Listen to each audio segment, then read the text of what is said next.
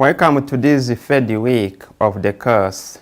We will dive into the overview of sustainable neighborhood development options in Africa. I'm Dr. Ernest Wayezu. Today, we will focus on strategies and best practices for developing sustainable neighborhoods to ensure improved living quality of residents. During this week, you will be with two instructors, Ms. Lilian Wanziga Mupende and myself. I will cover the first part of this video that deals with neighborhood development approaches. Ms. Lilian will cover the second on neighborhood redevelopment approaches. By the end of this week, you will be able to demonstrate pragmatic approaches for neighborhood development and redevelopment that incorporate key factors influencing urbanization in Africa. There are two learning objectives for this week to illustrate the key aspects of integrated and participatory urban planning in fostering sustainable neighborhood development. The second is to evaluate the benefits of informal settlement upgrading and land tenure regularization for urban communities and the government agencies involved in urban development. As previously pointed out, this week is divided into two parts: neighborhood development approaches and neighborhood redevelopment approaches. This part explores several key approaches that cities can adopt to create more livable, resilient, and equitable neighborhoods.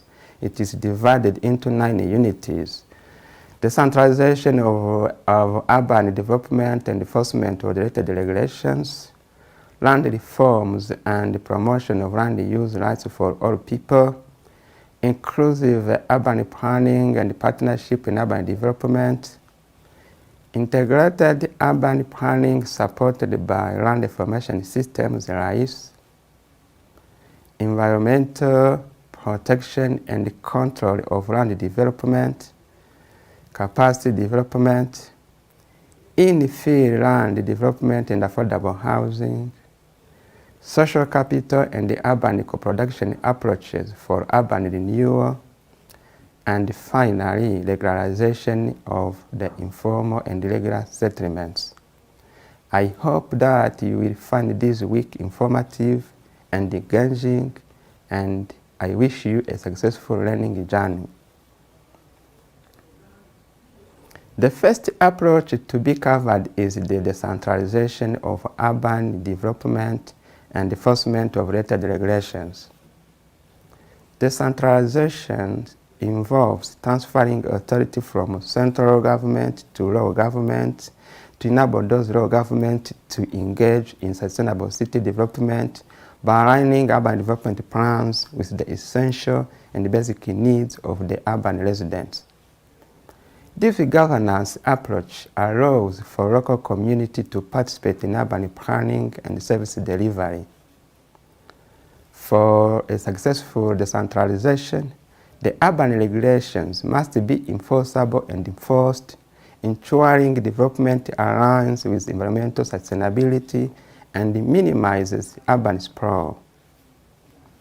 The second approach is land reform and promotion of land use rights for all people. Land reforms aims to strengthen tenure security and ensure all urban dwellers, including marginalized people, have legal land rights. Some examples include the modernization of land legislation system and adoption of regulations that promote community participation in land use decisions. Land reform is crucial in creating inclusive cities through modernization of land rights legislation, decentralization of land use control, formal recognition of customer land rights, land use regulations that promote community participation and indigenous land rights, and restitution and distribution of land. Inclusive urban planning and partnership in urban development is the other approach. This urban planning brings together diverse stakeholders, residents, government agencies, the private sectors, and the civil society organizations to ensure that all voices are heard in the development processes. This allows for various actors such as central government, international financing agencies, municipal governments, utilities, and various service providers, and various stakeholders, including investors and donors, to engage in urban development. Public-private partnership is also a key element, with the private sector providing technical expertise and investments while the government offers regulatory support. The fourth approach is the integrated urban planning supported by Land Information System (RIS). The integrated urban planning considers various aspects such as transportation, housing, infrastructure, and social services for ensuring a holistic approach to urban growth. A key tool in this approach is the Land Information System (RIS), which leverages technology to manage land-related data through collection, storage, management, analysis of land-related information. The RIS is used for more informed and effective decision-making in urban planning and development. The fifth approach is the environmental protection and controls of land development and capacity development. The protection of some environmentally sensitive areas like high slope zones, wetlands, forests, and the consideration in the urban planning is essential for preserving biodiversity and ecosystem services. Land development regulations should include green infrastructure initiatives like parks, green belts, and sustainable resources management. These enhance the community environment, good quality of urban areas, while controlling land development and preventing encroachment into ecological sensitive region. The capacity development is also part of neighborhood development approaches. Building a human, technical, including vast technology for urban planning and development, and the financial capacities is crucial for sustainable urban development.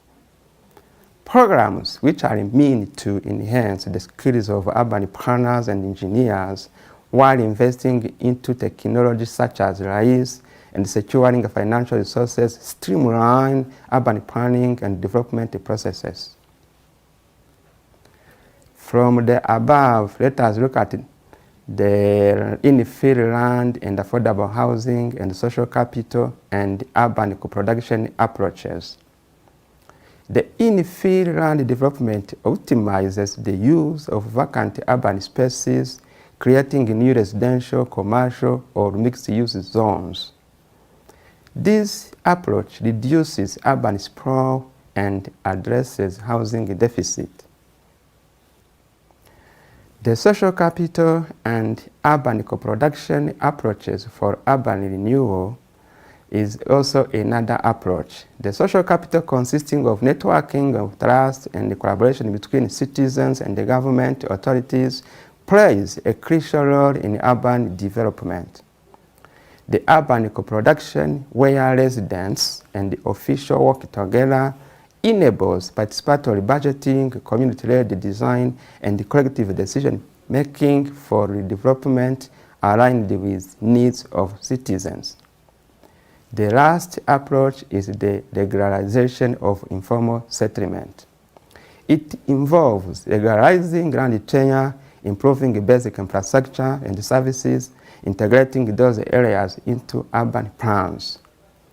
This approach relies on different processes, including surveying and mapping, regularization of tenure, infrastructure planning, and community participation. This is done in order to enhance tenure security, improving living conditions of urban dwellers, and to foster sustainable and inclusive urban growth. In the next video, we will focus on neighborhood development approaches. Thank you for joining me in this session.